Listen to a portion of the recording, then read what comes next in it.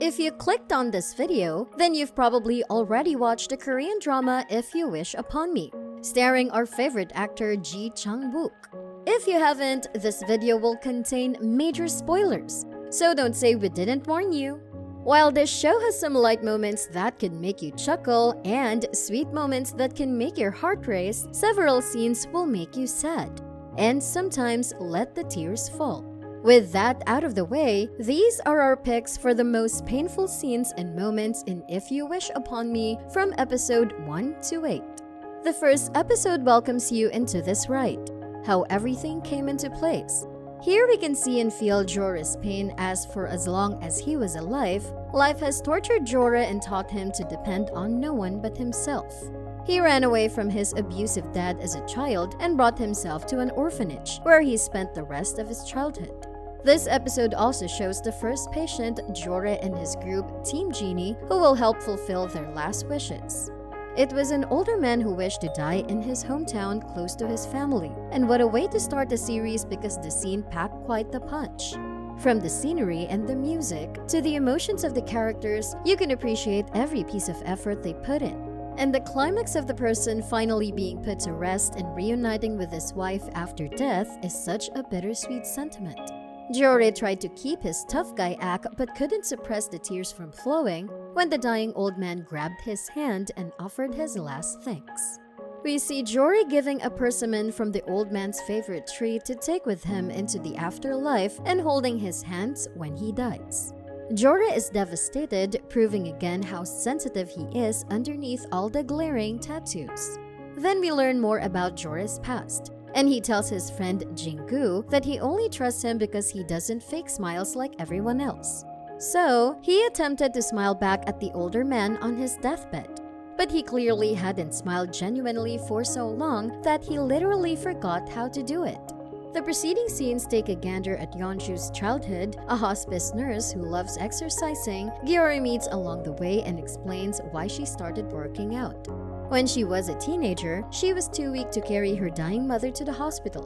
What a tragic way to lose your family, even blaming yourself for not doing enough. In the following episodes, we have Taeshik, the leader of Team Genie, who gets seen by Jora and feels like Taeshik is betraying him.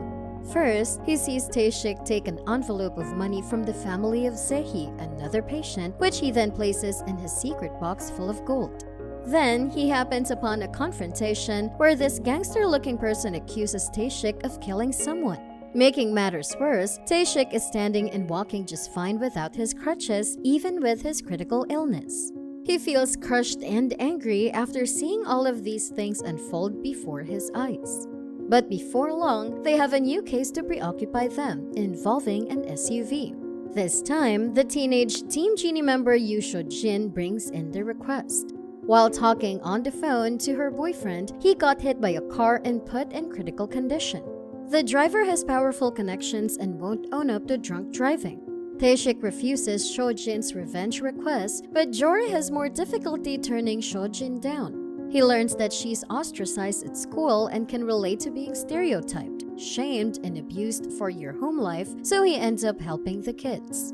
Seo-jin chooses to go after the driver's weak spot, his youthful daughter. She was in the car during the hit and run and is understandably traumatized. Vengeance turns out to be a firm word for her plan. She manages to get both by video calling from the little girl's classroom, frightening him. She reminds him that he's inflicted lifelong trauma on his daughter by refusing to be a responsible adult. The number of kids, big and small, being broken because of the actions of the adults around them in this show is heartbreaking. And it was so touching to hear both the young girl and Seo-jin as they cried their hearts out in the hallway together. Now comes another dilemma for Jora. His volunteering period is almost over, meaning he will stop working with Team Genie soon. The team has taught him so much these past weeks, and even he accepts that he has become a much better person because of them. As Jora's community service ends, he debates whether he should go or stay. Team Genie knows well that he intends to stay and is just playing hard to get. But Kang Tae-shik sees through to Jora's deeper concerns. Should he tie himself to one place when there's so much that could go wrong? Jora's been hurt so badly by people who supposedly cared about him. that he's reluctant to forge ties only to have them broken. So Taeshik tells Jore how he came to the hospice in the first place, including that Taeshik was trying to end his life. Only, he failed because Seo Yun-ju and the others at the hospice happened to see him dive off the bridge and rescued him. They took care of him and gave him a new lease on life. And he was committed to returning, so he did as a member of Team Genie. Only he doesn't have much time left now. Jore sees what happened now, looks devastated at the realization, and struggles to come to terms with it. They set up a party for him which was filled with running emotions. Taeshik silently cries afterwards, remembering how he used to live neglecting his wife and son in favor of earning money. He regrets it all now and wishes he'd done it differently. It is a genuinely tear-jerking scene, and you feel the need to cry with Taeshik when watching. And finally, as we all were expecting but were still hoping wouldn't come true, it was Sonny's farewell. Sonny had a good run, but it has sadly ended.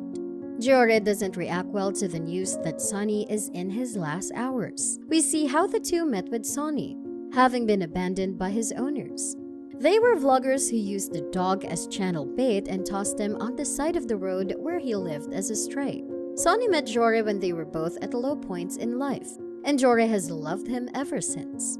Team Genie has done what they do best and prepared a montage of streets and beautiful places in the world for Sonny to see on an outdoor screen. There, Sonny and Jore watch all the places in the world they never had the chance to see, and Sonny passes on as Jore sobs. Animal death impacts us the most in anything we watch, don't they? And with that will be your picks for the saddest scenes in If You Wish Upon Me from episodes 1 to 8. Notice that the settings transform from wanting to escape something to never wanting to let something or someone go. And we at kdramatic think that's pretty amazing. Make sure to comment what you think of our list, and we hope you enjoyed it. See you next time!